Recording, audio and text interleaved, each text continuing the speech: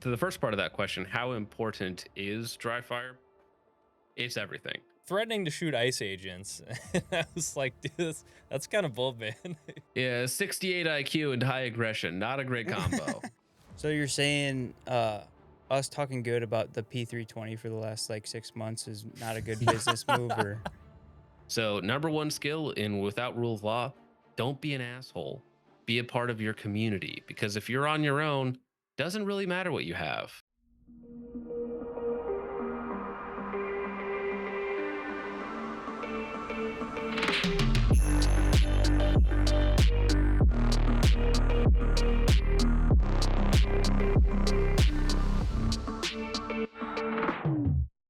welcome to Culture Warfare. We have a very special episode for you all today. We have our first interview. We got John from Focustripp on the show today, and we really appreciate his time that he gave us today. It was a little bit on short notice, and uh, we're just gonna get straight into it right away. We hope you enjoy. It was about hour and 15-minute interview. But before we get into that, we just want to say if you enjoy our content and you enjoy interviews like this, we would really appreciate hitting that subscribe button and following us on Instagram and Facebook. And you can follow my meme channel, SDK Rapscallion, on Instagram. And all those things really help us keep this content going and getting more people like Focustripp on the channel and doing some cool stuff. So if you enjoy it, go ahead and hit that subscribe button, and we'll get straight into it. Do you care if we use your real name? I know it's out Not at there, all, but no. okay, perfect. Mhm. Why don't you give us a brief little introduction of yourself, kind of who you are, what you do? Yeah, tell our Yeah, 20 subscribers man, who a you job are. description is always awkward. Like when I meet people in real life and they're like, "So what do you do for work, John?" It's hmm. So I guess I'm considered a streamer now more than anything. So I run Focus Shooting LLC. I run the Focustripp channel, the Gun.Deals channel, make videos, reviews. But the last year or so, 2 years, I've been doing like 2 to 3 streams a week. So I'm more of a streamer now than anything. One of the bigger streamers in the 2A scene because I'm really the only one. So there's not much of a title to be held there, being the biggest in your genre when your genre only consists of you. But yes, that's basically what I do now. You're the best streamer in the 2A space, I think. Again, yeah, when you have a sample size of one, it's the competition is not as stiff as it could be. The streams are great, man. I've been watching them since the Vintage versus Johnny Q whole Mm, debacle. That was the classic. first one that I saw, and I've been hooked ever since. That was quite fantastic. And then after the Prankus stream, it seemed to really blow up. Yeah. Yeah, and now that's my bread and butter is doing streams and entertaining people and causing all sorts of trouble and making the industry really hate me, but that's fine. Yeah, Hey, man. you're kind of like the GunTube like moderator, like across like everyone in the industry is pretty interesting. Like whenever there's a beef, you kind of come in and just That's right. Yes. laugh Insert at myself in the everyone. middle Yeah. of all The the drama. Focustripp. Yeah, make sure that everyone's all good. The Yeah. Focustripp Thunderdome for the streams. Yeah. Yes. There's been Yes. some Yes. awesome The ones, battle man. of the retards usually is what happens. Yeah, exactly. So, I guess we kind of want to do like for this interview like a whole like how you got into guns and everything like that, and like early life stuff, like um as far as I like Ye- Mitchell's the one that got me into like your streams and stuff, and I've been watching over the past couple weeks. Like uh you're like the best at like getting news out right away. Like it's pretty awesome. But how'd that all get started? It's not just me. I do have to thank my co-host Richard for doing that because he and also the Discord. The Discord is insanely helpful. They feed me the news and feed me all the stuff so that I can then present it on screen for everybody, which helps. But getting into guns, my dad was in the military. A couple older brothers in the military as well. So I was always around guns, but we weren't like we didn't go shooting all the time or anything else like that. My family weren't huge hunters. My older brother, though, was in the Marines. And so he would take the younger brothers. We have a huge family. So there's like 9 of us in total, right? So he would take the younger brother shooting. So I would shoot his guns. And then when I got a little bit older, got into college, could actually buy my first gun, about like a shotgun and a bolt action rifle. Then when I turned 21, I bought the pistol that my brother had, uh, that I first shot with my brother, which is a Smith and Wesson SD9 VE. Terrible handgun, terrible choice. But I didn't know that at the time because it was like, well, my brother had one. I shot it, and that's all I knew. Right. So that's the one I'm going to buy. Oh yeah. It also helped that they were cheap, and I was a poor college student. They were like $2.99. Yeah. There you go. You know, so it didn't hurt that. And they're okay, right? They're fine, Yeah. nothing special. But Do you that's yeah, remember? so that's kind of how I got into guns. I used to do computers and cars and more nerdy stuff, but then guns was a lot more fun, and that's just kind of what I've been doing ever since. Awesome. Do you remember the first gun that you shot? Well, it was definitely with my brother, and it was either a 12 gauge shotgun or his handgun, the Smith and Wesson SD9 VE, Sure. his.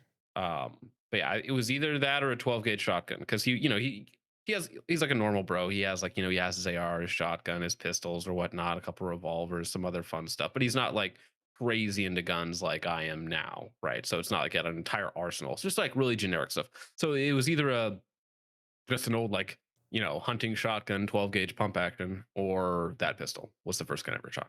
Awesome. Did video games have any influence on you early on, kind of to get into guns? Was that like a big thing for you or no? Yes and no. So when I was growing up, I played Call of Duty and Halo and stuff like that.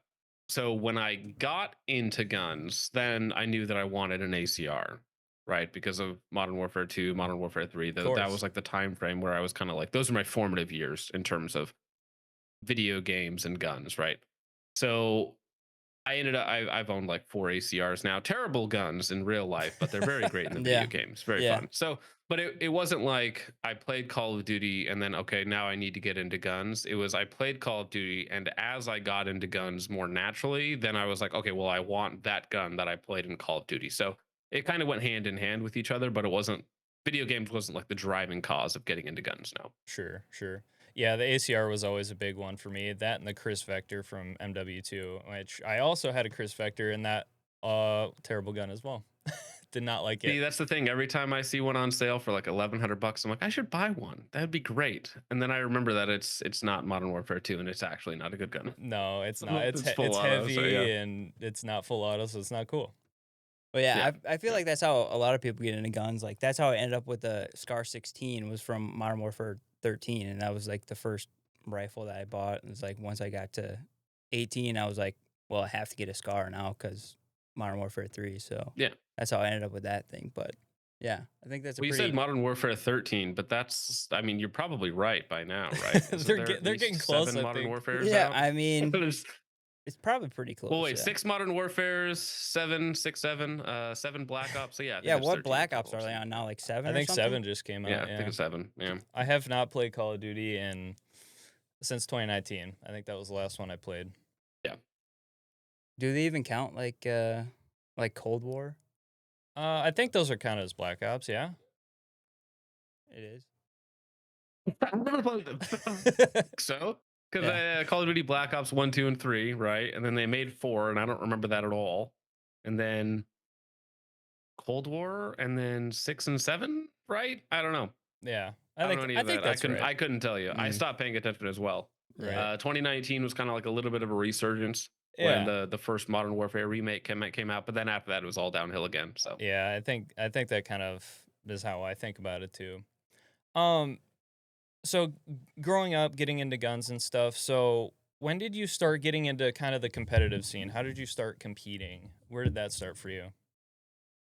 well, so it's complicated. So when I lived in Washington State, which I haven't been there in about 3 years now, I did one 3-gun match with an ACR actually, and it was all right. I was like, it was like 8 hours of my time for not that much fun because for Mm. like 3 minutes of shooting, and it's like all day. It's like this is miserable. I don't like this. Yeah. I did a few other like more like tactical competitions, with like weird rule sets and stuff like that. But they were always really long drives, not that much shooting, not that much fun. So I kind of just gave up on it for over a year at least. Then moved out here to South Dakota. Didn't realize that there was actual like pretty good competitions right around the corner from me in like 3 different directions, which is really nice. Then the infamous Matt Pranka stream happens, and he's going off on people who don't shoot competition or whatnot. And I'm like, well, I'm a decent shooter. Of course, I can shoot. I know what I can do. That's fine. So I should get into competition shooting. It's local. It's close. You know, they're all under an hour from me. USPSA is really nice because the stages are really simple, and the prep time is not that much, and the teardown is not that much. So you actually shoot a lot for the amount of time that you're there versus a lot of 3 gun stages or whatever it might be. Really long, really complicated. The setup is terrible. You're not actually doing that much shooting. There's like 2 hours in between each stage. It can be absolutely miserable to just sit around and wait your turn again, basically. Whereas USPSA, you're doing stuff basically all the time, which is nice. So it was really getting back into it after the Matt Pranka stream. So I was like, okay, fine. Next year, I'm going to do 30 competitions, and I'll just go to all of them that I can, and I'll see how far I can make it, basically. So this year, which it's been over a year since that stream now, I did 31 competitions in 2025, and yeah, made it to Master and USPSA in a couple different divisions. Went to a couple major matches, performed pretty well. So I mean, next year my goal is GM. So yeah, that was kind of the impetus for getting back into it. Awesome. Yeah, I was gonna bring that up next. So you are a master class shooter in USPSA. Um, Mhm. so how many matches did it take you to achieve that? Well, so the ranking system in USPSA, I don't think is all that important.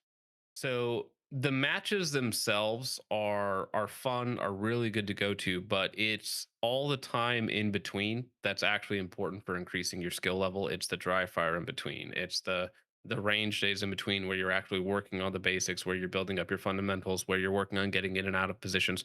So this year I went to too many matches. So I actually hurt myself by spending more money and time going to matches than just going to the range and actually just training. For sure. But because I had this arbitrary goal of 30 matches, I had to literally go to everything. There were weeks where I'd go to like 3 matches in one week just to because they were available. And it's like, okay, well, I have to go. I have to go. Yeah. And when you go to a match, sometimes I'm driving 4 hours to a match. If I'm going to like one that's a little bit further away, that entire day is just gone. Mhm. Right. So in terms of the matches themselves, they were really, really good, really helpful for figuring out what you need to work on. But it's really about taking the time in between the matches to figure out what you need. I achieved master like actually I think in August or something like that. So it was about 9 months after the Pranka stream. So I mean, it didn't take all that much time to figure out what I needed to work on. It's just about getting those reps. And I think if you're a really good shooter, Hunter Constantine made GM in less than a year. Mhm. I think that's actually doable for most people, given you actually put in the work. And I expect to make GM next year. Yeah. Yeah. So how important is like dry fire to all that stuff? Because I mean, you hear it all the time on like, especially GunTube is like dry fire, dry fire, dry fire. Mhm.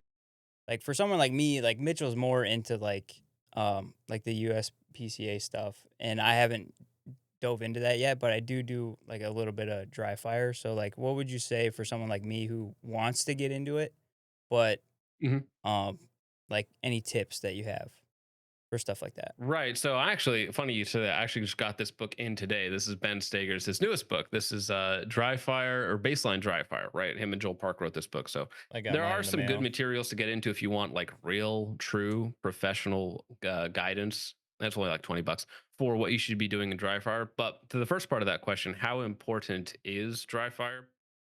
It's everything. So it's really boring to tell you this, but if you don't dry fire like a half hour a day, you're going to stunt your growth in terms of how far you can go in USPSA. Like I'm nerdy to the point now where I really really enjoy it. So I have like set things that I work on every day during dry fire. Sometimes I'll do 2 dry fire sessions in a day. There's all sorts of because I have a big shop as well, so I can set up my shop to be in like different configurations for different stuff. But like if you dry fire 30 minutes a day, 7 days a week, it's better than shooting 1,000 rounds on the range once a week and never touching a gun after that. Like you could shoot 1,000 rounds a week, but only 1 day a week, and I would choose dry firing 30 minutes a day every day over that Yeah. in So terms what of is skill that? building. What does that kind of like look like? Because for me, like I just always have my EDC just like next to me, like when Mhm. I'm editing videos and stuff like that. And I would just pick an outlet in the room and I just kind of like every now and again just point at it and try to find the dot and pull the trigger. But like, Yeah, so there's lots of fun basic stuff you can do. So you can kind of see it in here. I'll move it up. But there's 5 target arrays in this room for different things that I do. So I break it down into simple things, right? So of course draw is going to be very important. But the most important thing to me is the index and making sure that dot appears exactly where I want it every single time, right? So for instance on my targets which are really small, you pick a tiny spot on the target really quick. Like everything in dry fire should be almost at max speed, basically, right? Because that's what we're pushing. So your dry fire should be difficult, right? So your dry fire should it's kind of like working out how you do some sets to failure. You should be pushing yourself so fast in a dry fire that you're causing mistakes, then you dial it back to figure out how we can achieve this and not fail, half the time, 60% of the time, whatever it might be, right? So it's I break it up into like workouts. Okay. So you have your basic stuff. You're gonna do your draw, make sure that dot is exactly where you want it. You don't really even need to pull the trigger unless you have issues with pulling the trigger or some other disciplines or whatnot. It's also very important to test your dry fire with live fire, which we can probably get into in just a minute. But yeah, so I do very simple blocks. So it's going to be like draw to target. I'm going to do that a bunch. I'm going to do draw plus reloads a bunch, right? And now I'm going to do draw transition reloads. Okay, so I'm moving from target to target. And then I'm going to do different movements. I'm going to do like walking forward, walking backwards, left to right, all any other position or starting position with hands that you want to do. You can do hands above shoulders, hands touching your forehead, whatever it might be. There's like 1,000 different ways to do all the dry fire type stuff. You can do turn and draws, all sorts of fun things, right? So my dry fire is not just standing in one spot staring at one target, draw, look, do that a billion times, right? Because as soon as you have your consistency down, your index down, and you can do that repeatedly at a very high speed, let's say 1 second, right? 1 second to dot on target.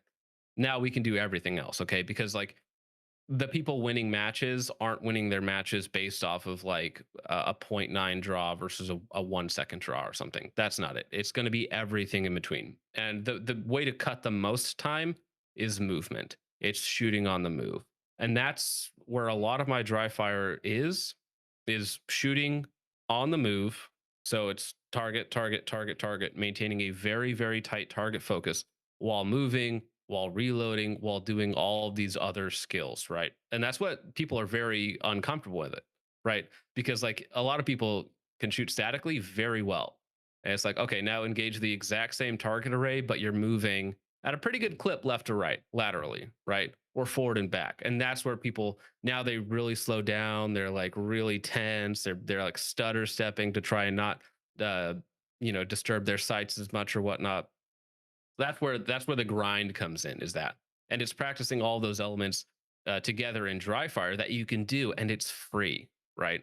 Whereas on the range, like even me who shoots a lot of ammo, I realize that I'm limited in what I can actually accomplish. So I combo my live fire with dry fire. So like in my live fire exercises, when I set up like mini stages, which I'm fortunate enough to have an area where I can set up mini stages and kind of do whatever I want to do, I will run them dry. I'll run them live. I didn't like that. I'm going to run it dry a couple more times, then I'll run it live again. Right. So it's very important. So, what Okay. percentage of dry fire are you doing to live fire then? Not Oh, like including 90% dry fire, 10% live fire. Sure, sure. Yeah. Um, Because I mean, if so for me, the range is an hour away that I go to. If I'm out there, I'm probably out there 4 to 6 hours, depending on what I'm doing, shooting a couple different guns, pistol, rifle, or whatnot. So it's probably at most like 4 hours of actual shooting. okay. But and that's going to be with all the breaks and other things, and then when you're shooting, because it's not all just continuous. But I'm doing more than that in dry fire for sure. Sure. Yeah. Are you still using the Canik for USPSA then, or are you gonna switch? Or Well, here, let me grab it real fast. Actually, yeah, we're not live streamed. since we're not live, I can actually grab Yeah, fire. Yeah, there you But that's no, go. I was just saying that. this is the current gun, which is the Shadow 2, Oh which is boy. a monster of a handgun, and I actually don't quite like it as much as the Canics, which is why I have two of them now. The Canics will still be the main competition going forward, but next year I'll have 10,000 plus rounds on this gun, and I'll do a video on it. And I'm not sure what I'll do with it after that, but it is really nice for dry fire because if you do want to work on your trigger press, you just have double action all day, every day. So Yeah. the other two Canics are actually in the case right now because they're going to the range tomorrow, whereas the Shadow's staying here. So Sure. Is that blue yeah, painter's tape on that? yeah. So I have weird hands, I guess, or shadow people are just weird because the beaver tail is really thin, Mm. and so I and it like digs into my thumb when I'm shooting. So blue painter's tape fixes that. So I fixed a $1,400 gun with 10 cents worth of painter's tape. I have a PO1 Omega, and I've Mhm. noticed that too. The beaver tail is very narrow, and I have Yeah, and it rides like right on my thumb bone, like right here, and it's just yes, uncomfortable. So yeah, I'm like, well, I'm not gonna grind it off. I could take a treble to it, but I'm like, that doesn't feel right on a Shadow 2 to do that. So right. yeah. You gotta do what you gotta do sometimes, you know. Mm. So then, how much rifle training are you doing versus pistol training? I guess not including shooting rifle for videos or whatever. Just do you train a lot of rifle? I still train a lot of rifle. I still shoot a lot. However, I do shoot more pistol now for sure. Mm, I find I don't know because I flipped on this a little bit. I used to think rifles were way more fun than pistols because I wasn't good with pistols because I mm, sucked with pistols. So I was like, okay, well, rifles are easier to shoot, therefore I have more fun with them. yes. But now that I have become much better, much more proficient with the pistol, and it's also half as expensive to shoot, I shoot a lot more pistol now. And I'm also cheating now with a PCC, and I shoot the PCC a lot. Which does that count as rifle training? It counts as rifle training, right? It's all the I same think stuff. so. But Yeah. I mean, so it's because I'm shooting so much PCC and pistol, it's probably closer to 50-50 right now. Yeah. But without a PCC, I would be shooting much, much more pistol than rifle. Do you shoot the PCC at matches or anything, or do you just use it I as a took it frame to of reference I for? took it to yeah. I took it to a couple night matches actually because I was testing out some laser modules. Sure. But other than that, I will eventually do PCC competitively in USPSA. But right now, it's going to be focusing on getting GM in whatever division my handguns will be in, and then I'll try PCC in there as well because it's fun. Sure. It's a little different. Are you're in carry optics is what you're mainly shooting in? With the Shadow, it's carry optics, but yeah, I'm a master in limited optics and carry optics. Okay, So, gotcha. Here's a fun yeah. question. What's the most retarded gun you've seen or used in a match before? Well, worst gun I've ever seen in a match.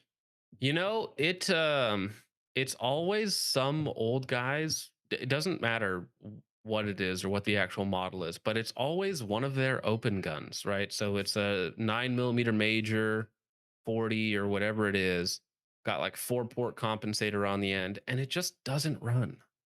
Just I don't know what it is with these old guys that love running open major, but for whatever reason, their guns just don't run like ever. And so it's like every stage, the 70-year-old guy, just like he's going out, he's shooting, he's doing this thing. Great, fantastic, wonderful. I hope you're having a good time. But it takes him like 4 minutes to get through a stage because his magazines aren't feeding or it's not ejecting or something else. So that's almost always the worst offender is some old gentleman's open gun just not working whatsoever.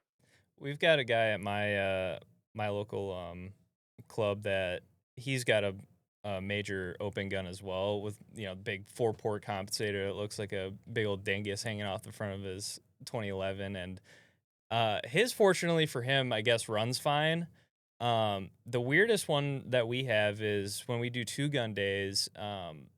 We have a guy who's actually a game developer at Raven for Call of Duty and stuff like that, and he Cool. his rifle that he uses is an FS 2000, and it is just the most weird, strange thing. He loves it so much. He actually has 2 of them, and I don't know what he's thinking. Kind of a But flex. That's cool. it is cool and strange.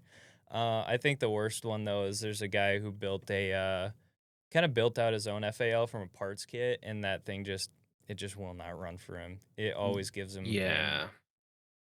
You know, it happens more in rifle matches that I see people's guns just not working because it's like some Bear Creek Arsenal Yeah. Anderson kit build gun, and it's like they never shoot it because it's more expensive. So their optics aren't zeroed because the last time they shot it was last year at the last match or something. So it's like, Yeah.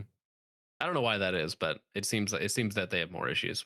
Yeah, there was a guy this year that had I don't know if he just never shot his gun before or something. He just didn't zero it before he came there. It took him, I think, 28 rounds to hit a 100-yard target before he finally rang the steel. And I was like, "Come on, man, what are we doing here?" Yep. Tracks. Yeah, I've seen some strange rifles at the club before. Yeah, I haven't seen too many novel guns come through. It's usually like your generic, it's your MNP 2.0s, your Glock guys, your Shadow guys. There's always a lot of CZ guys there. There's a couple Canik shooters like me, not many of them are in my area, but yeah, nothing too wild that comes through. What's your favorite handgun? Oof, that's actually complicated. Um, huh. That's like asking I who's haven't. your favorite kid. Well, no, that's easy. No, Depends on the day. honestly, oh, well, depends on the moment. Honestly, sometimes it's Yeah, kind of yeah. whack. They're actually fighting with my wife right now. I can hear them in the other room. Yep. Yep. Favorite handgun though, you know, it's going to be really weird, but it is the Caniks. It's the Rival S. It's that's the reason why, even though I recognize that the Shadow 2 is a superior firearm in a lot of ways. This one's disgusting. I need to actually clean it, but um, yeah, I just don't like them as much as the Caniks for whatever reason. They work really well. They're very soft shooting in the steel configuration. Mm, I don't ever deal with the double action trigger like I do on the Shadow. The Shadow's ergonomics suck in comparison to the Caniks, in my opinion. Mm. But now it's also because, to be fair, the Caniks copied everything from Walther, so it's just a cheaper Walther. So I'm sure the Walthers are even better in that respect. But I really haven't shot that many different handguns. I've shot some Staccatos that I was not impressed with at all. I've shot, Ben Steger's Glock 47, my 17, which I can't tell the difference between because I'm not good enough to notice the difference. Um, I think Glocks are fine handguns. I've had some M&Ps that I really liked. Yeah, so I mean, favorites very subjective, and when I say my favorite is the Canik, I don't mean that they're the best, just that Yeah. they're the ones that I prefer shooting the most. Sure. Like Ben's 47. Yeah. Speaking of Glocks, now that it's been brought up, what do you make of this whole Glock Gen 6 situation? What do you think of it? Well, I mean, it is a larger upgrade than we've seen in the past. So Gen 3 to 4 basically didn't do anything. It's like, hey, you get a little bit better texture, and we removed two of the finger grooves. There's still one there though, if you like that sort of thing. And then Gen 5 was like, okay, well, we'll give you a little bit more of a mag well. The texture is a little better, not great, but a little better, and no more finger grooves. But Gen 6 comes along and is like, okay, well, we'll actually give you the texture that we want, which was always my complaint with Glock, is that the texture's just been bad. Yeah. And then we'll really flare the mag. Well, it's like, okay. And we'll direct thread optics directly onto your slide from the factory. It's like, oh, perfect, fantastic. No more MOS system. MOS is dead. So if you like Glock, I think you're really gonna like the Gen 6 because it's just the Gen 5 with a better mounting system, slightly better ergonomics, and it's the same price. They maintain the MSRP of the previous generation MOS. Oh, did they So announce that? yeah, so I think it's the same 650. Oh, perfect. That's the MSRP for the new Gen 6 Glocks. Okay. So I mean, you might be upset because your favorite model of Glock isn't coming back, but I watched Ben's video on it that he put out today, and he says, like, he's shot them side by side, and he says the Gen 6 is way softer than the Gen 5, which I find very surprising considering they didn't do many more changes other than like a little bit of barrel geometry and the recoil spring. So Yeah, I was but wondering. apparently it's very good shooting. Yeah, I was wondering how the recoil spring changed back to the old Gen 3 style. The single coil was gonna, affect it, if any. So Ben Well, seems so to like it I'm a though. Gen 3 shooter. So I've Mm. shot other people's Gen 5s. I've done reviews on Gen 5s, but I don't carry or own any Gen 5s. Oh, okay. For me, it's just Gen 3 guns. So for me, it's not going to be any change at all. Oh, gotcha. Okay, so my Nice. only experience is Gen 5s, and I have a Gen 4 Mhm. 19. That was my first handgun. So I don't really have much time on the old Gen 3 recoil system. So it'd be interesting to see. I'm gonna get one right away when I can, at least. Well, yeah, that's the thing. I don't recommend people pre-order stuff because usually that's just a waste of money. Yeah. But if you want to be in the first batch of Gen 6s, you have to pre-order the Glock at the Glock store or some other place that's offering it if you want to get one of the first ones. Otherwise, you're going to be waiting forever to get one Yeah, in stock. I'm probably not gonna pre-order. I'll just pick it up at the gun store whenever they get them in stock in April, May, June. Who knows? But Yeah. Well, I'm just going to steal one off the Glock booth at SHOT Show because they're Hey, there dropping you a go. SHOT Show. So There I'm you just going go. to steal one of theirs. Yeah. Yeah, pocket that thing. I walk think out, there you go.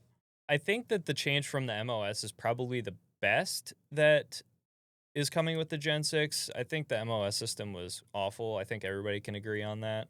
I'm interested Universally to see. hated. Yep. Yeah, I mean, I had a MOS that I just hated, and every Glock I've had since then, I've just direct cut. I'll just buy the non-MOS version. I'll just send it out to get cut. Yep. So I think it'll be interesting to see with the plastic or like the polymer inserts or whatever that they're doing for the front bosses. Be interesting to see, but I think that's probably the best change, in my opinion. Um, Yeah. Did they ever say what they were gonna do with like koas? Are they bringing those back? Like, or I is think that gonna those be like are way dead. years down the line? So Koa's allegedly they got picked up for some contracts, and so all of their stock is allocated to contracts. So it will not be coming back to the civilian market for the foreseeable future. They could theoretically bring back the A cut for the Gen 6 as well, but allegedly they're all going to contracts. So if you see one in stock, I mean, probably pick it up because I don't think they're coming back anytime soon. Yeah, I just picked up a Koa 43X, and I love the Koa sight. I think it's great. It's one of my favorite, red dots for pistols that I've ever like looked through. So, yeah. I mean, it only took 8.3 generations to get their acros to work well. So Right. Yeah. good on them. Right. um, yeah. So with the Glock news out of the way, for the Caniks, I had I can't even remember their model. It's the tan one. Oh man. I mean, it's a Meta or a TP9. They're all basically the same gun. They're all different flavors of the same thing. Yeah, I had one, and I kind of agree with you. I think it is one of the softest shooting pistols I've ever owned. It was kind of strange for how inexpensive they are, how decent it is. Um so the metal one, is there any reason Mhm. you chose the metal over, one of the polymer models or anything like that?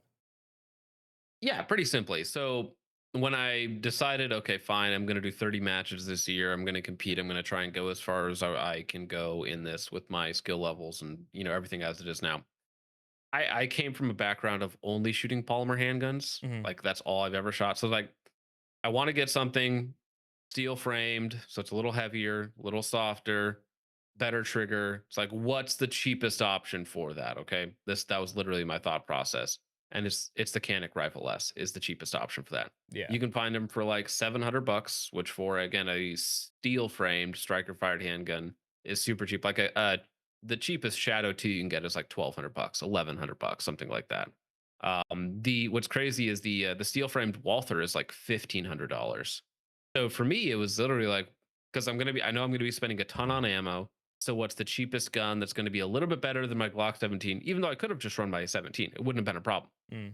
right? I mean, people still win competitions. Brantley took second place at production nationals, but yeah, with his stock 17. So I mean, you can absolutely get it done with them. Personally, I just wanted to try something new. I wanted something heavier. The cheapest way to get something that does all those things is the Canik Rifle S. So that was literally my thought process, and it happens to be that I also like it, Right. which was lucky. Now, as far as Canik goes, they are cheaper guns, and they are definitely going to have more problems and more quirks over a long period of time than things like Glock or even Walther and stuff like that. But they absolutely have the performance. Like they have world championship titles, world titles under their belt with the Rival and Rival S. So I mean, the guns are capable, right? It's all about the shooter at the end of the day. Yeah, I for don't think sure. somebody needs to get a steel framed gun to get into shooting. I just, again, personally, subjectively, I like it when I have to do less with my hands. With a steel framed gun, I feel like my grip can be more relaxed. I can focus more on the target, focus more on my movement than worrying about, making, the snappier feeling of a polymer framed gun. That's literally it for me. Sure. Um, yeah, that's something I've been curious about with like steel frame versus polymer frame is I have a Staccato, he's got a Staccato. I wanted to get a metal frame for my Staccato, and some people say it kind of sucks having the metal frame. Some people really, like having the metal frame. I think Ben prefers not having the metal frame on the Staccatos itself because he just likes the recoil, he says. I don't know any Mhm. difference. But speaking of staccatos, you brought it up that you've shot them, don't like them, or at least they're not worth the money. I was Elaborate on that a little bit. unimpressed. Yeah. Yeah. So at Area 3 championships, I was shooting the Shadow 2, Mm, and I was shooting it up against two buddies. Logan sucks at shooting and Weekend Gunner. mm, They both have staccato Ps, yep. right? And so we were at the house dry firing the night before the match, and then we went and shot them at the match together at their training, or they have a warm up range where you can go shoot and do all your stuff before you actually go to the match, which is really nice. Awesome. Um, and so when we were dry firing them, I was like, okay, yeah, let me see your staccatos. Okay, let me play around with them. They feel nice, they're relatively smooth, well put together guns. But when I went when I went to go play around with Lance's trigger, I was like, is the safety stuck on? It's like, no, the trigger's just that heavy from the factory. And I'm like, why? Because like it felt like 5 or 6 pounds, which is like, why am I pulling a Glock trigger on a $2,500 2011? Like, this doesn't make sense to me. Now, I'm also coming from, I'm not a super trigger snob, but this is a Cajun Shadow 2. So the trigger pull is like under 2 pounds. It's like Yeah. 1.8 pounds. It's something ridiculous in single action, right? So for me, this is like a $1,200 gun going up to 2,500 bucks to a staccato, which is a 2011, which I don't love the size of the grips on a 2011. So ergonomically, it's not my favorite. And then the trigger also felt like mediocre. And then shooting them in live fire, I was like, this feels nice. This feels good. The recoil impulse is very smooth. Feels like it goes right back to target, right exactly where you want it. But again, 2,500 bucks. I'm like, Mm, not that exciting for me personally, you know. And I think there's a couple, unfortunately, good options on the market that have come out lately that are under that are kind of undercutting staccato. Like you have the new Kimber 2K11s. Unfortunately, the Sig 2 P211 or whatever they call it appears to be okay for some people. So there are some good options out there that are competing with staccato in terms of price and performance. yeah. I was interested in the Sig P. What is it? The P211? Is that what it is? Yeah, I think it's the P211. P211. Yeah. P211. Yeah. Yeah. I saw one at my local Bass Pro the other day, and I was like, man, I'm not on board with the Sig train, but it's a sharp looking gun. It's a I'm not good gonna looking lie. gun. It's a good looking gun. Yeah. Well, and you get 320 mags in the deal. So that's, anytime you get mags for under $100 for your 2011, that's nice, right? Right, right.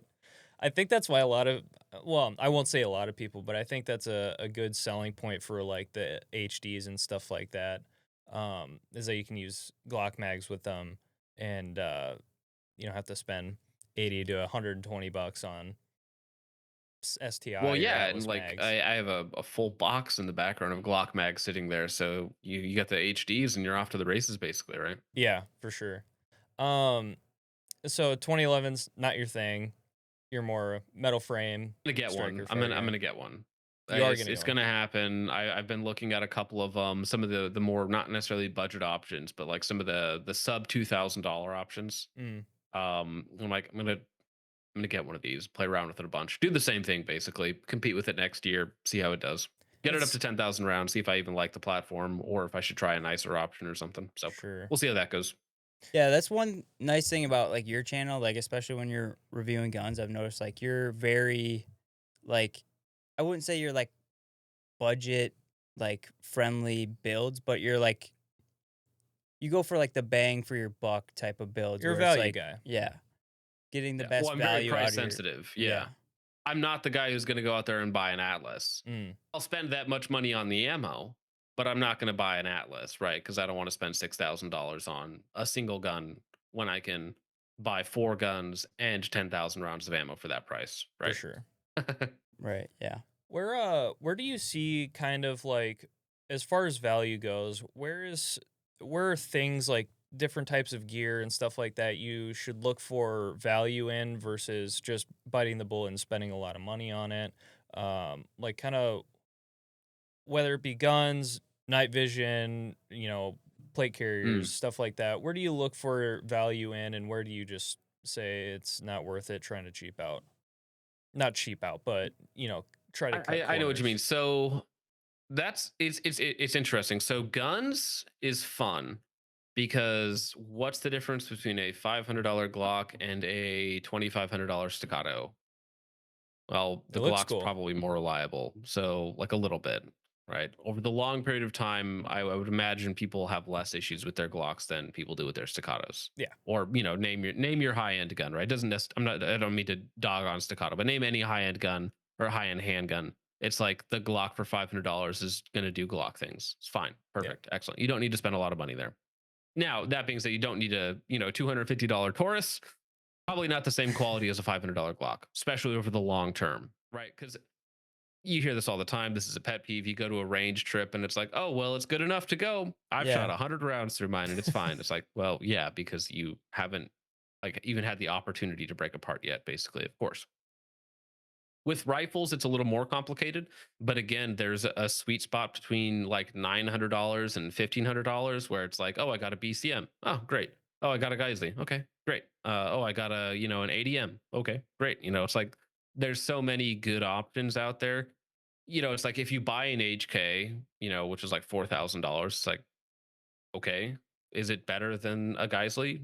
No, in fact, it's worse in a lot of ways. Yeah. You can buy a $3,500 Knight's armament rifle, and it's fine. It's quite good in some ways, and okay in other ways. Is it worth double a Geisley or a BCM or triple a BCM? It's like no, of course not. So there's ways to budget appropriately, especially when it comes to handguns and rifles. The flip side of that is on the high end where you get into like night vision stuff, and as somebody who's used cheap night vision, it's just not worth it. It's never worth it. So like my one night vision unit that I have now, it has the nice housing, it has the nice glass, it has the boom slang lenses, which are $1,000 by themselves, not including your intensifier tube. It has an Elbit intensifier tube, all that other fun stuff. So, like, if you buy a $2,000 night vision unit that sucks, bad housing, bad glass, bad intensifier tube, you're not going to have a fun time. It's going to be miserable to use. It's going to have reduced performance. But if you spend more money, like let's say you go from a $2,000 unit to a $3,000 unit or a $3,500 unit, you're like, wow, you just doubled your money. It's like, yeah, but you also, what your field of view went up by 25% because you're using boom sling glasses. Your gain went up by double or triple or whatever it might be, switching to a better intensifier tube, and you have a housing that doesn't make you want to kill yourself when you have it on your head for 6-7 hours at a time. Six, Same thing seven? with helmets too. Anything that has to do with comfort and long period of time, you kind of want to spend a little bit more money, right? Because I have a cheap helmet with like a nice set of pads. That's okay. But the more comfortable you can make something, because especially if you're going to be doing it for long periods of time, it'll pay dividends in the long run. Same thing with plate carriers.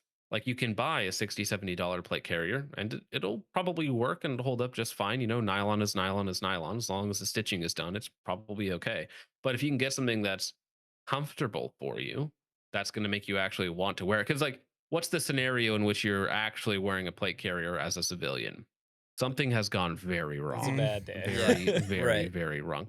Maybe not a bad day, maybe a bad week, Yeah. maybe a bad month. Yeah. Right. So now it's like you might want to consider comfort, right, in that environment. So maybe you should, rather than spending $99 on your plate carrier, you should spend $400 on your plate carrier, which Mhm. sounds like a huge increase in cost because it's, going up 4 times. But maybe that value is actually there for you. Same thing with plates in your plate carrier. It's like you can buy really cheap plates that are very heavy and not curved at all, and you will hate to put them on. And again, if your scenario that you're in fantasy land here, if your scenario involves you wearing plates, well, you're gonna be wanting to wear the plates and make sure that they stop the bullets first off, which more expensive plates tend to do that a little bit better. Yeah. They're comfortable, they're lighter, and they last longer, right? So there are absolutely times where you need to spend a lot more money. High end glass is another one of those things for like SPRs, DMRs, or your quote unquote sniper rifles. Spending more money in glass gets you a lot better glass. It just does. Mm. Now, for things like red dots, like the best red dot on the planet is the Holosun 507 comp, and it's Oh, man. $299 or $349. That's the best dot in the world.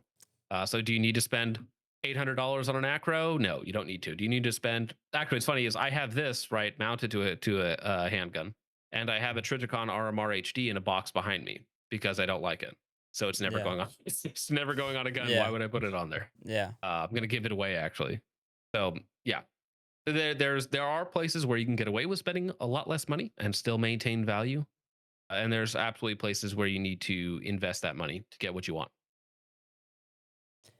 So speaking of like plate carriers and stuff like that, how much like training or quote unquote training like are you doing with that type of stuff? Are you mostly just doing like USPCA shooting and stuff like that, or do you occasionally throw the plate carrier on and So LARP around? it the LARPing stuff is fun to do. It's very good. You should do it.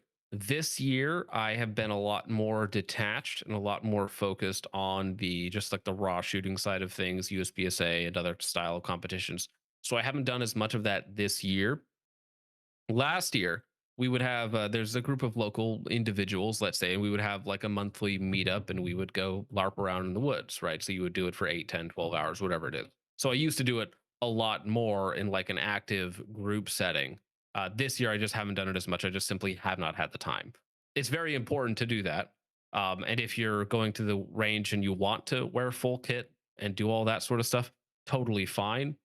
There are times where if you're still working on the basics, sometimes loading yourself up with 50, 60 pounds to go do like doubles, it's not all that conducive to actually training at the shooting skills, right?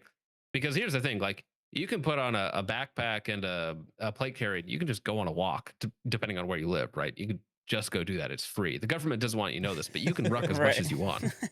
Yeah. So that training to me is like you can do that anytime, anywhere for free. But when I'm shooting, I usually just want to do shooting stuff. Yeah, that makes sense. Yeah, this is kind of like the conversation we had a couple episodes ago about like the whole like training genre is like we're kind of like trying to war game out like what are what would you be like training for? Like I know that stuff is important and stuff like that, but like when I think about like if we are talking about like, total societal collapse, like what in your mind, what would that really like kind of look like and what are like some important skills to have in case that scenario comes up? If that Be makes sense. number one skill, not be an asshole and be able to talk to people. So a funny thing I was looking into, I want to do a video or a show on this eventually, is Hurricane Katrina and a few of these other disasters where there was truly, as Nut and Fancy would say, without rule of law. And there were communities and people that were completely isolated. One of the very interesting stories that came out of that is you had communities band together to stop looters with force. So they were policing their own neighborhoods, completely independent of any sort of police, National Guard response. They were doing it completely on their own. So, number one skill in without rule of law, don't be an asshole. Be a part of your community because if you're on your own, doesn't really matter what you have. So, I mean, surviving the apocalypse is not a solo man's job. It's you, your family, your community, food stores, water, all the important fundamentals. How important is shooting in the apocalypse? Not that important properly, unless you're getting invaded by North Korea and it's the new Red Dawn movie, which sucked. But Yes, I mean, being a part of your community is going to get you a lot farther than being like a grandmaster shooter with no food or water backups or anything else like Right. that. So a lot of the fantastical, we're going to have that Red Dawn scenario where the Russians are dropping in on our schools or whatnot. I mean, maybe it could happen, but It's if you very, actually want to very survive small like a natural chance. disaster, it's going to be you, your family, your community, and what n- survival skills and what supplies you have on hand, basically. So Yeah. you mean to tell me that my 14 GBRS footwork CQB classes will do me no good? I mean, so there are different strategies. Okay. So you can do that and you can just be the psychopath, right? So in Fallout, I'm sure there's a type of RPG that this is for. But yeah, you can just be the murderer who steals everybody else's stuff. But if that's your plan and without rule of law, I want you as far away from me as possible. It's like, I can't wait for the apocalypse so I can kill everybody and take their stuff. It's like, all right. Yeah. Crazy, but yeah. Yeah, I guess. Well, especially like when you talk about like natural disasters, like as we've seen with some recent stuff, like with the floods in Texas and North that Carolina. North Carolina stuff, like the government is Mm. not gonna come help you. Like in some cases, they'll actively try to stop you, like that stuff with USAID. Yeah, Like, disrupt. Mhm. yeah, so I guess yeah, it's important to be a part of your community, and like those skills are super important. So, I guess my next question would be like in terms of like the apocalypse people and like the shooting people on GunTube, like what is your current like thoughts on the state of GunTube as it is right now? It feels like it's been kind of stale for a while, so there's not really like Well, I new genres, or not genres, but like it doesn't seem like there's a lot of like new stuff. You know what I mean? well, I think that we had a explosion of GunTube in 2016 to 2021 was the peak of GunTube. And then you there's a double-edged sword here. So in the entertainment biz, it's known as the death of the movie star because these people were no longer enigmatic people that you only see on the big screen. These are people that you see day to day on social media, and you realize that these people kind of suck. A lot of them are not great people. So I think the content is very stagnant because it's by and large the same stuff you got 5 years ago. And with an economy in a little bit of a downturn, or some would say in a major downturn, that's not all that exciting to people to see rifle number 431. Please buy my merch and buy my book and buy whatever else that it might be that these guys are shilling.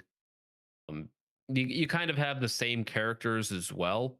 And so what I mean by plateauing is that like a lot of the big gun tubers, they hit their million subs, they hit their 2 million subs, whatever it is. And nobody else has done that. Like everybody else has been pretty stagnant. So you have like your big three, your big four at the top, and everybody else kind of died in terms of growth. Now, some of that is YouTube's own doing. You haven't seen a lot of new up and coming channels blow up, if that's even possible in the YouTube algorithm anymore, to actually blow up and get like, have a small channel get like 10 million views on a video. Is that possible? Probably not. Like even the big guys are struggling to hit like a million views on each one of their videos, right? So it's a multifactorial in terms of the issues, but it's also these people used to be really cool. We used to think like, I don't want to call anybody out specifically, but a lot of the content used to be a lot cooler before you realized that it was all just marketing. It was all just BS. It was all just meant to sell you a product. It doesn't feel genuine anymore, Mm. right?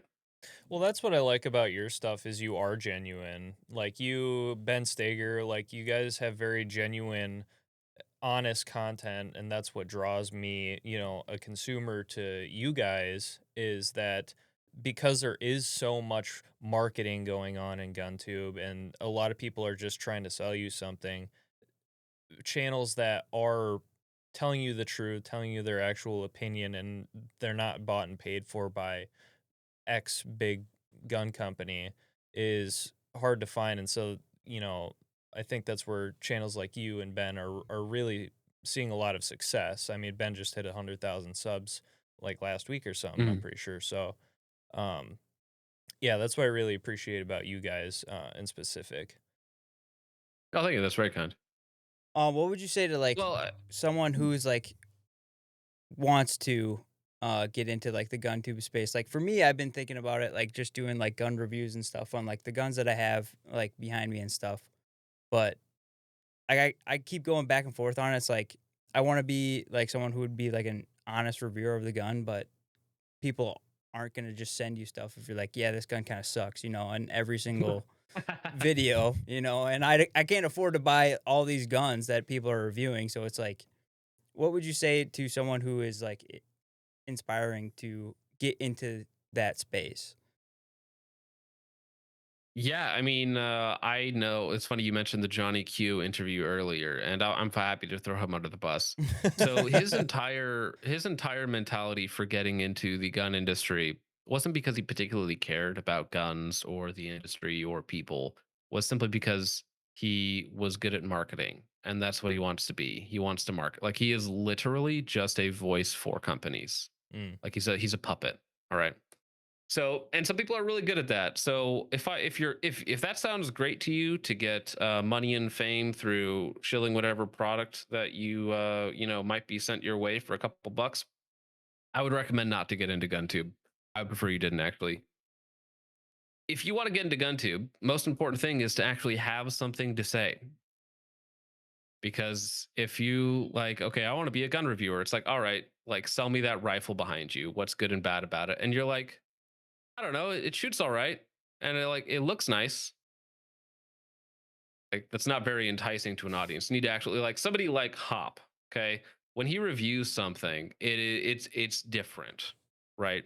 The insight that you get, the way that he presents it, it's very unique. It's not just rifle shoot okay, therefore buy, which is at the end of the day, a lot of gun reviews are very simple like that. It's like I shot X amount of rounds, it shoots nice, it has this feature, and it didn't blow up on me. There you go. Right. Almost every gun review could be summed up in about 25 seconds, pretty much. Right. Yeah. So are you actually good at what you do? Do you want to provide value to the industry, value to your audience, which is what I try and do, is to if my audience enjoys what I do, they'll support it and it'll keep going. If they don't, then I will just go back to being nothing, nobody from nowhere, and that's perfectly fine as well. Right. So if I can provide a service to my audience, if I can call out what I view to be bad ethics, bad business practices, some of that is going to be in the form of live streams, some of that's going to be in the form of videos and the other wacky things that I get up to. But that's what I try and do. So I'm trying to provide some sort of value, right? And I'm not always particularly good at that. So if you're looking to get into the gun industry, what can you actually provide to people that's needed? Because if you want to do it just because it looks like fun, it's like, well, yeah, shooting is fun. But I think what the industry needs is not more people trying to get famous quickly off of, a sub 2 bill drill or a retro rifle that looks neat. I don't mean to just call it because you have the Gordy clone behind you, Yeah, but yeah, or yeah. is that the Gordy or is that the Blood Diamond? That's the Gordy. Gordy, okay, yeah. Yeah, it's got the But yeah, you know what I'm suppressor on saying? it. It's like have something of value to add to the market, you know, whether it's your talent, whether it's your style. And that's why somebody like Ben Stager is really interesting because not only is he like one of the best shooters of all time, so he has that value to add, that performance to add, but then he also just speaks candidly, which it is like pulling teeth sometimes to get people to speak candidly, because like if I ask, there are certain people that I've tried to have on the show and they're like, okay, but I won't talk about this and I won't talk about this and I won't talk about this. And it's like, really? Like at all? Like you have no opinions, no thoughts, nothing? Like, okay. I mean, Are you talking to me, it about just like seems on fake, right? certain Because, on certain guns in specific, or are you talking about like just topics in general? well, both, Okay. right? So I've had people say that they won't badmouth certain companies and whatnot, even if they've had problems with them. And I'm just like, isn't that like lying to your audience in a certain way? Don't you Well, don't you think, not, because like your audience pays. That's the thing that Also, I don't think people are responsible to their audience. So when I see a big gun tuber or any big YouTuber shilling a service that I know is garbage, and they are taking money from that company to take their audience's money and then give it to that company, right? That's how the cycle works. And I'm like, don't you? But your audience is the one that's allowing you to do this in the first place. Don't you feel like you have any responsibility to them at all? Like at all with your platform, or is it just about taking money? Is it just about extracting money for your value that you're putting out there? Right.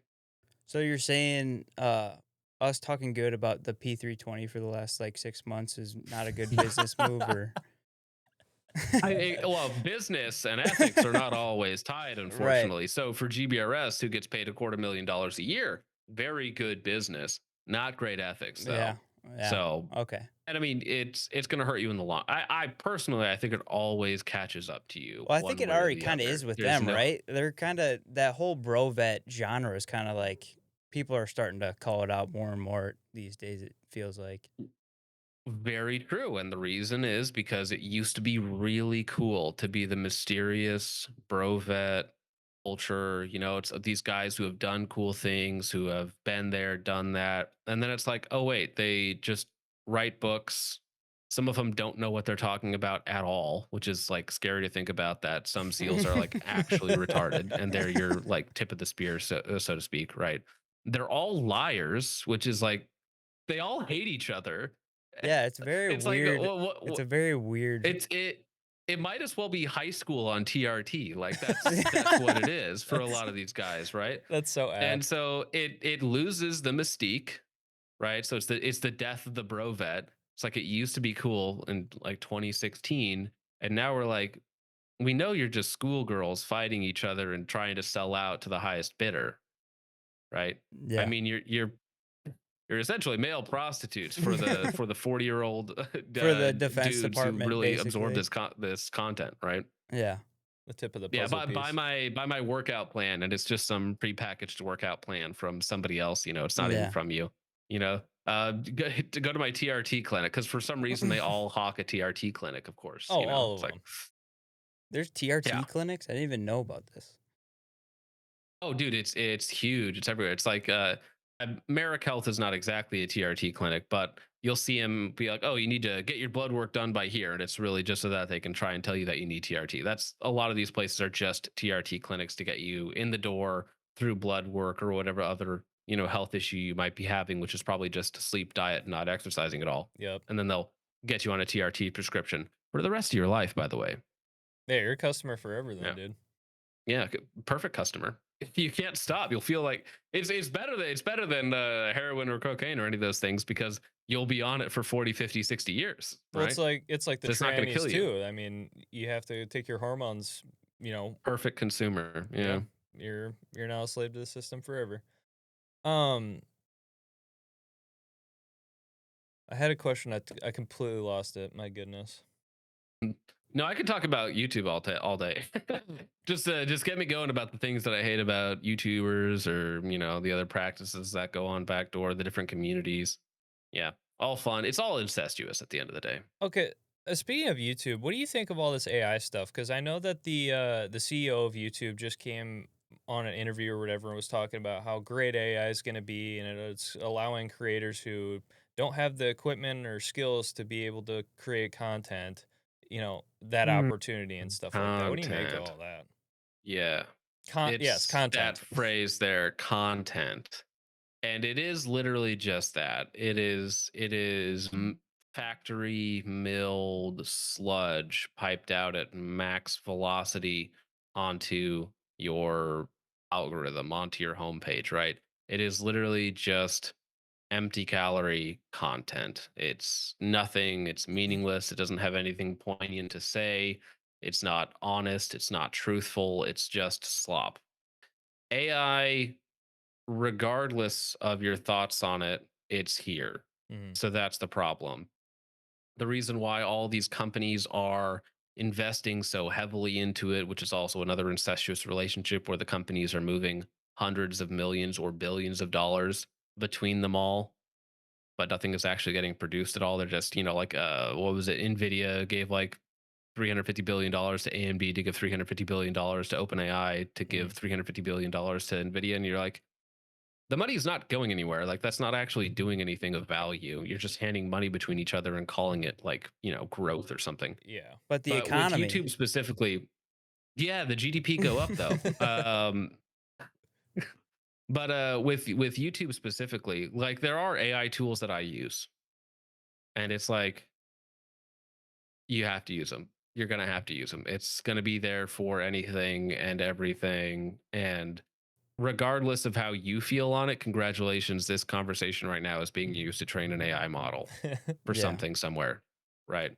So, I mean, AI is unfortunately here, and unfortunately, it is currently the worst it's ever going to be at this moment in time. Yeah. Do you ever So, I think think it's it, gonna get to the point where it's like actually creating things? Because that's the thing I've always said when it comes to like AI is like, yeah, like some of the stuff you see, like, I mean, if you watch a Joe Rogan episode, you're gonna hear like the 50 Cent remake song or whatever it is, like 3 episodes in a row. But like it doesn't create anything. It's just using a song and just remaking it. Like it's not actually creating so anything unique. by definition, they don't create anything because these large language models, they require massive amounts of data, insane amounts of data to make anything.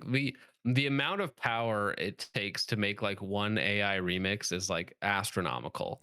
It's insane how much power this stuff takes because it all it does is chart like 10 million songs, right? And then it plugs in the different variables from whatever inputs you give it to then spit out a remix, right? But it can only take from the data that it has. That's So why I that there's can't find any RAM or fresh water anymore. yeah. Well, you have to download the RAM. That's actually the pro gamer move is to download the RAM. It's the only way you can afford it these days. Yeah, right. But yeah, no, AI, I mean, it is terrifying. And I think that it will cause huge, huge problems in the future for a wide variety of sectors because AI can think about what a good AI could do. Like a good AI could completely remove all finance departments across the world, Yeah, right? for You would sure. have maybe a couple people overseeing the AI, right?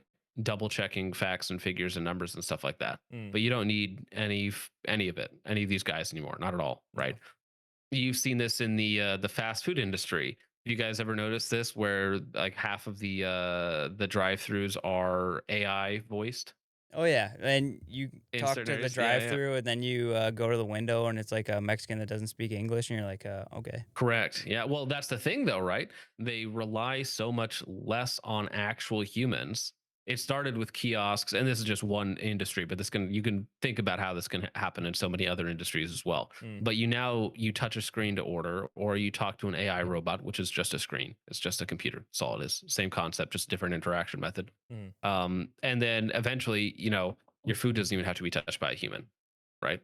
Once robotics catch, I think robotics is the only thing that's behind. Yeah. Because if robotics were actually as advanced as AI is currently, things would be much, much worse. But if you guys seen like the Neobot and a few of these other things where you can actually purchase a live-in robot that is hybrid human and AI controlled. Yeah, you And so covered that this on that one of sort your of thing streams is recently. coming. Like Elon Musk has his robots. The robotics race is right behind the AI race. So that's the next thing.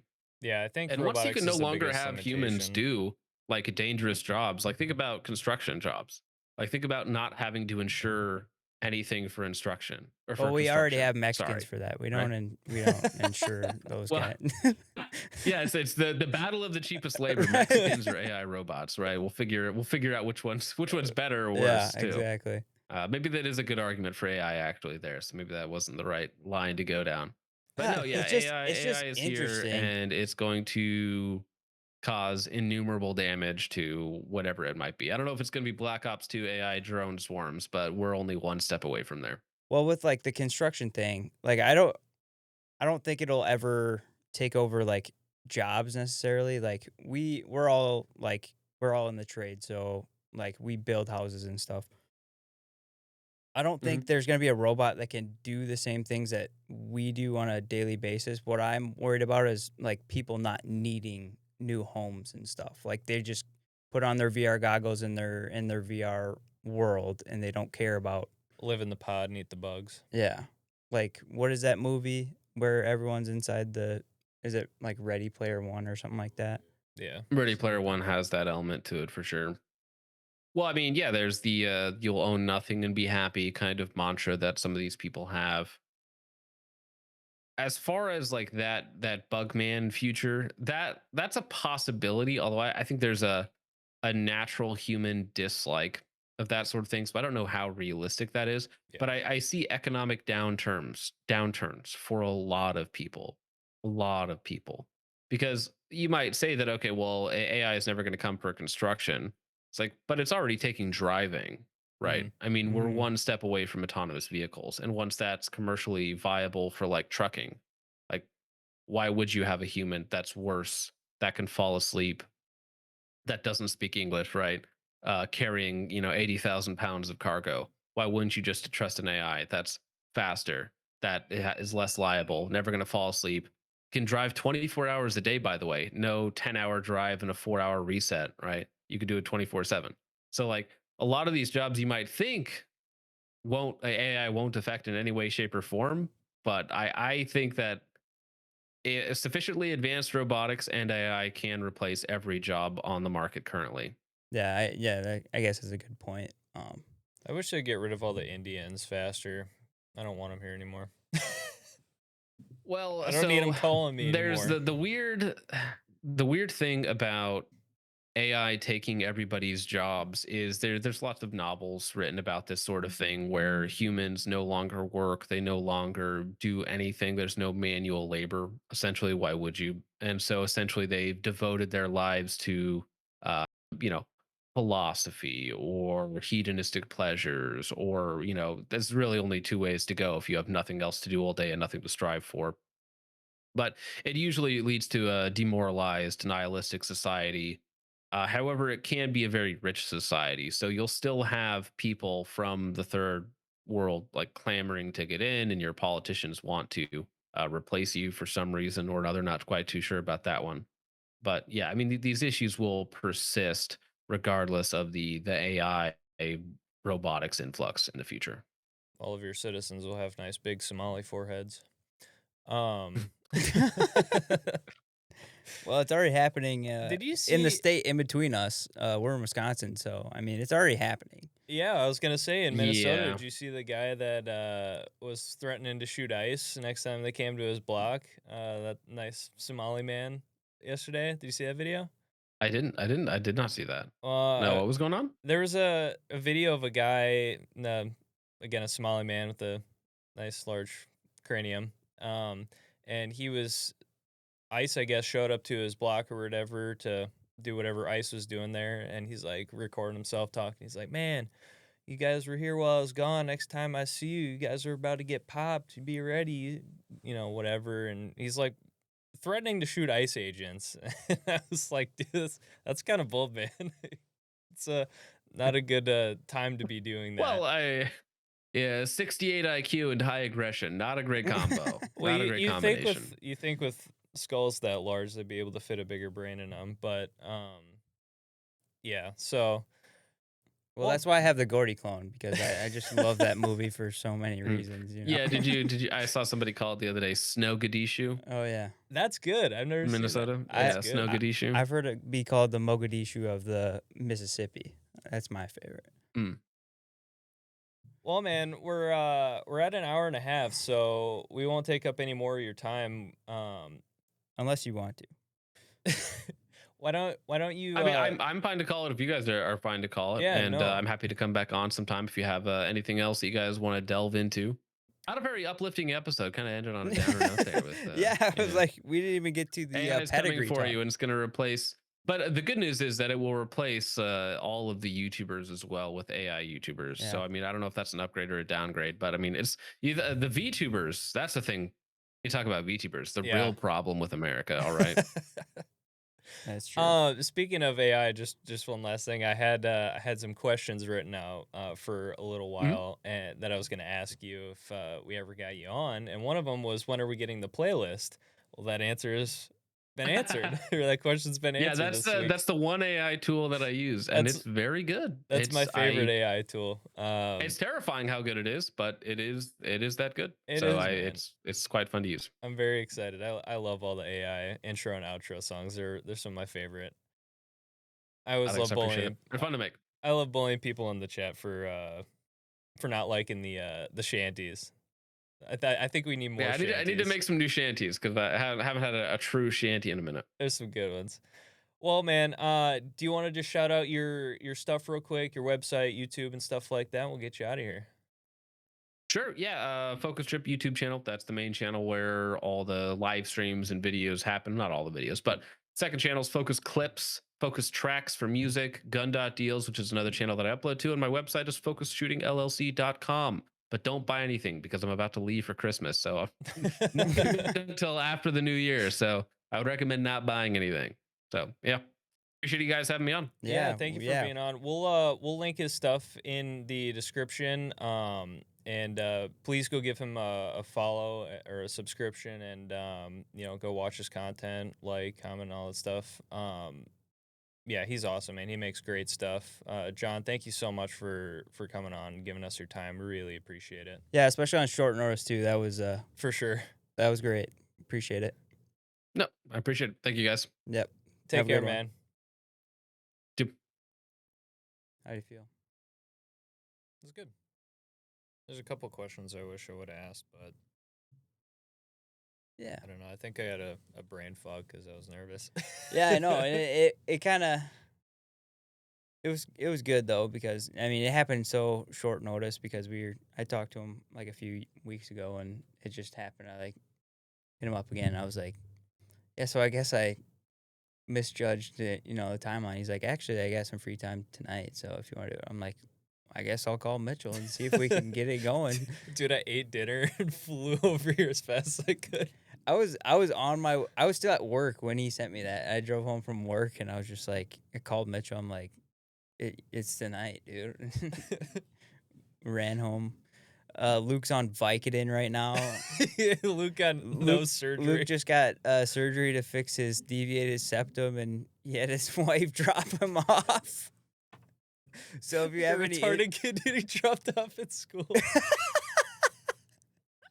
his nose is just still. He can't laugh right now. I don't want to rub his stitching. His voice right now sounds like he has to sneeze like the whole time. But be praying for Luke and that he heals up and his nose is all better. Yeah. All jokes aside. But no, it was really cool for John to give us. Yeah, it was his super time. awesome. Yeah. I'm a big fan of his. I've been watching his stuff for a long time, so that was pretty cool.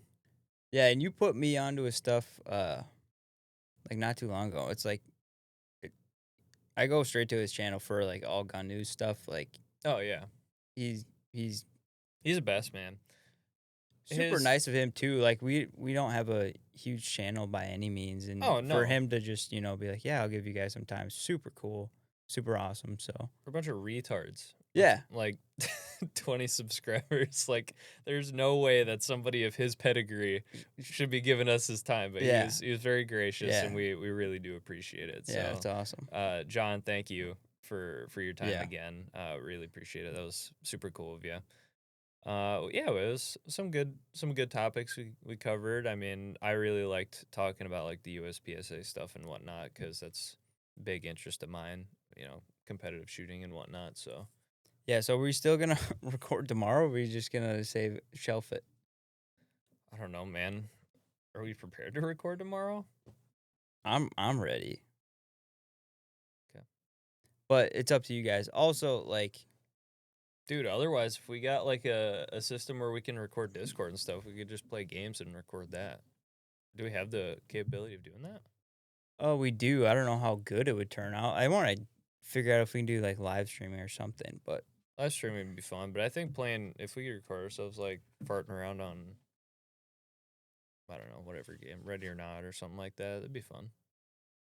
Yeah. Dude, we gotta get like. Yeah, Oh, I'm okay. still. Yeah, we can record. We missed last week, so we might as well do a double weeker, even though it totally we throws did off. record last week. We just didn't get video. Oh yeah, correct. That was unfortunate. Sorry about that, Yeah, guys. so this is the first time you guys are seeing like the studio. Yeah. yeah, it's the first time Luke's seeing it.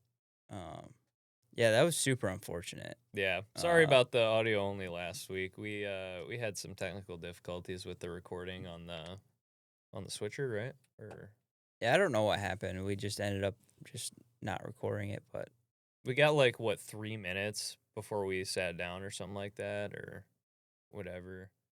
And then it just like farted out and disappeared into the ether. yeah. So that was unfortunate. But whatever. I mean, happens. It happens. Yeah. What do you do? But I was gonna say the stuff about you asked me why I said Oh yeah. What were you hanging talking about? hanging around you autistified my brain. Dude, I've been thinking like I kind of want to get into the shooting stuff, do more of that stuff. Like USPSA, like Yeah, competitive shooting? yeah. Let's go. I mean, I don't have any real friends anymore besides you guys because I don't do anything besides this and Well, work. I'm only your friend because I am like partially related to you. Yeah, that's so- true. Yeah, partially related. We came from different dads. But yeah, we're not Yeah. like blood brothers. We're blood brothers. Regardless, no, that'd be fun. I've been wanting to get you guys to come to the range with me, shoot fast, have fun. Be a good Yeah. time. The problem is like trying to find somewhere where we can, shoot stuff like that. You come shoot out with me and the boys in the summertime. You when it's don't have warm any out. friends. Yes, I do. No, you don't. I do. I have friends from the gym that I go shoot with Oh. every week. You never send me an invite. I do. What? You've come out. Yeah. Yeah, my shooting buddy broke my toe the other week. My second toe in on my left foot is broken. Nice. Which sucks because I have my purple belt test next week. And so we'll see how that goes. I might have to wear some. I'm not wearing wrestling shoes. That's gay. Anyway. Yeah. Luke's bleeding out of his face. Yeah, he's high on Vicodin, bleeding out of every pore of his face. So, yeah, thank you guys for listening. Hope you liked it. Yeah, again, go check out Focustripp. That's Focustripp with 2 P's on YouTube, and go give him some love over there. You got anything else? Any wise words? That's Luke's thing that he does at the end. Jesus Christ is Lord. Christ is King. Christ is King. Repent. Based. All right. All right. We'll see you next week. Later. Later.